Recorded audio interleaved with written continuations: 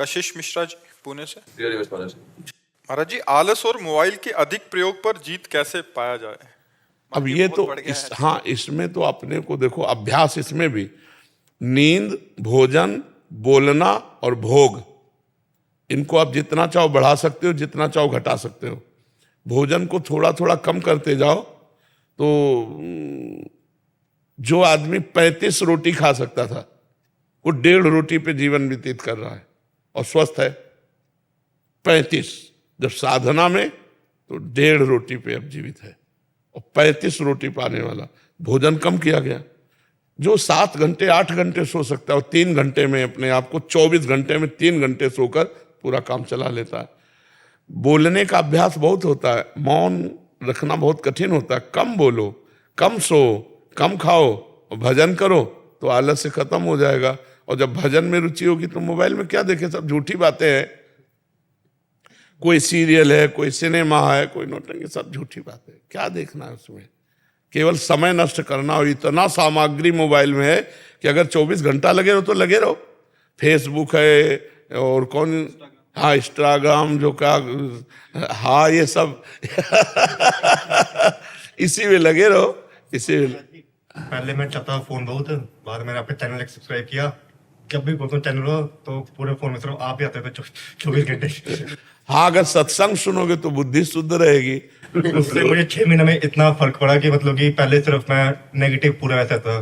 कश्मीर मेरी पोस्टिंग है बैंक में जी, वहाँ रहना मतलब कि अकेले कश्मीर में वैसा माहौल भी नहीं है वहाँ, मतलब कि रहना वैसे। अब सिर्फ राधा नाम सुबह सुबह लो, उसका आपने कहा चतुरार्थी जी पढ़ो, वो पढ़ो, फिर सब करो। मतलब कि अपने बुक बोलती साधक संजीवनी, वो पढ़ो।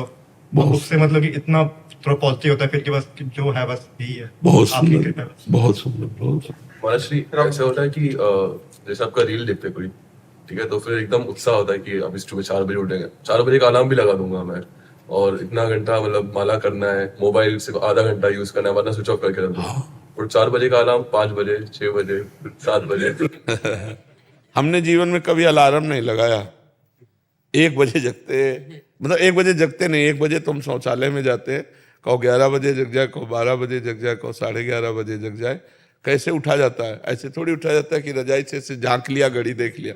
पहला काम रजाई फेंको, पहला काम रजाई को फेंको और उठ के बैठ जाओ। और अगर झपकी आने लगे तो उतर के खड़े हो जाओ, टहलो, पानी पियो, शौच स्नान करो, फिर अपने साधन में लग जाओ। अलार्म थोड़ी उठाता है। अब और हम कह रहे हैं कि आप संकल्प करके लेटो कि मैं 3:30 बजे उठूं, तो आप देखोगे आपकी आंख खुलेगी और घड़ी में देखोगे 3:30 बजे। वो परमात्मा आपके संकल्प की पूर्ति कर। कभी घड़ी और अलार्म ये सब करो, अपने समय से उठ जाओ। अभ्यास से ऐसा हो जाता है। तो इसके लिए थोड़ा मेहनत करनी पड़ेगी कि अब जैसे अलार्म बजा, सुना तो तुरंत उठ जाओ, एकदम उठ जाओ, बिल्कुल आलस्य मत करो।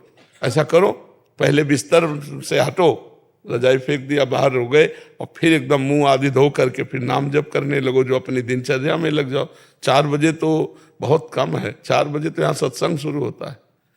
लोग रोड में रात्रि में कैसे खड़े रहते हैं, तो पूरी रात भर लोग खड़े रहते हैं। तो हमें लगता है अगर हम अभ्यास करें तो हो सकता है, ठीक है। और मोबाइल का हम ये नहीं कह रहे कि आप बिल्कुल घंटा आध घंटा नियम रखें, हर समय मोबाइले में चिपना। आजकल तो ऐसे लोग कि गाड़ी भी चला रहे हैं तो मोबाइल का प्रयोग कर रहे हैं, मरोगे और मारोगे। गाड़ी चलाते समय मोबाइल का बिल्कुल प्रयोग नहीं करना चाहिए। ऐसे में लगे तो कहाँ 1 सेकेंड में सामने वाला तुम्हें ठोक देगा या तुम सामने वाले को ठोक दोगे। मोबाइल बहुत अच्छी चीज है, बहुत बुरी चीज है, दोनों बातें। अच्छी चीज है कि आप अच्छे उसमें से चैप्टर ले सकते हो, प्रसंग ले सकते हो, समय पर आप किसी को फोन कर सकते हो। बचाव पक्ष में बहुत है और फंसाव पक्ष में भी बहुत है। तो इसलिए विवेक का प्रयोग करो, अच्छा ग्रहण करो, बुरा का त्याग कर दो। अभ्यास युक्त रहो जिससे आपकी नींद आदि नियत समय पर हो जाए। कै बजे सोते हो? जब आप उठते हैं। जब आप उठते हैं तब से। वैसे तो भले आदमी 5-6 बजे भी उठ जाते हैं, कोई तो 11-11 बजे तक सोते हैं। तो कोई 2:30 बजे उठने वाले भी बड़े हैं जी, दोपहर को 2:30 बजे उठने। तो फिर नहा धो के खा के फिर सो जाए। महाराज जी बट यहाँ पे आके नींद ही नहीं आई। यहाँ पे 3 से नींद आई नहीं बिल्कुल भी। हाँ, दिव्य धाम है भगवान का यार। इनकी दिनचर्या कुछ ऐसी रहती है प्रभु, जैसे दिनचर्या ऐसी ही रहती है कि हम पशु चिकित्सक हैं तो हमें लेट हो जाता है, 9 बज जाता है कभी कभी फील्ड में, तो हमें सोने में 10-11 बज जाते हैं सुबह, इसलिए विलम्ब हो जाता तो 11 बजे सो जाओ, 12, 1, 2, 3, 4, 5, 6 घंटा केवल नींद पर्याप्त है साधक के लिए। तो अगर आप 5 बजे उठ जाओ तो दिनचर्या चल पड़े। बहुत सुंदर दिनचर्या। अभी देखो 7:15 बजे हैं, अभी लग रहा है कि सूर्योदय होने वाला है। नहीं, अब लग रहा है कि सूर्योदय होने वाला है। तो हमें लगता है अगर 5 बजे भी उठ जाओ तो पर्याप्त है। 6 घंटा सोना चाहिए गृहस्थ आदमी को। साधु महात्माओं को 3 घंटा 4 घंटा जितने में निपटा ले। फोन आने लगता है इमरजेंसी केस का, हम लोग तो ऐसे उठ जाते हैं 5 बजे। पशु परेशान जो रहते हैं उनके पास। बिल्कुल बिल्कुल, नाम जप करते हुए और आप पशु सेवा में जाओ, बहुत बढ़िया है। एक हमारा प्रश्न है जी, कि कभी कभी हमें कुछ ऐसे पशुओं का इलाज करना पड़ता है जिनका पशुपालक बस मांस भक्षण है और उनके लिए करते हैं, तो क्या उनकी हमें इलाज करने में कभी कभी लगता है हम अप्रत्यक्ष रूप से पाप के भागीदार तो नहीं हो रहे हैं? लेकिन आप तो उसके रोग निवारण के लिए जो गए हैं, वो हत्या के लिए पाल रहे हैं, स्वस्थ करके उसका मांस खाना चाहते हैं। लेकिन आपका उद्देश्य ऐसा नहीं है। आपका उद्देश्य केवल पशु को स्वस्थ करने का है। आपको आगे की बात नहीं सोचनी है। आपके पास फोन, मन में बड़ा व्यथित होते हैं कि हम इसको यहाँ बचा रहे हैं लेकिन आगे चल के इसको और हाँ, पर आगे की बात ना सोचो। वर्तमान के प्राप्त सेवा को आप केवल उस समय देखो कि इस समय इस पशु को मुझे बचाना है, मेरा कर्तव्य है इसे दुख रहित करना। आगे भगवान जाने। कहीं भी फोन आवे तो आप पहले उस पशु में भगवान देखिए और उस पशु को स्वस्थ करने की भावना कीजिए।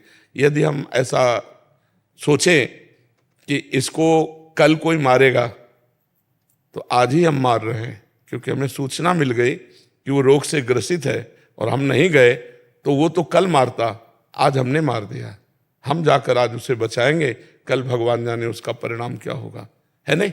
हर जीव का परिणाम अपना है। तो इसलिए ऐसे विचार के द्वारा हम उस जीव की सेवा करते हैं। आगे का केस भगवान संभालें कि वो हत्या करेगा कि क्या करेगा। हम वर्तमान को देखकर उसको दुख निवृत्त कर देते हैं।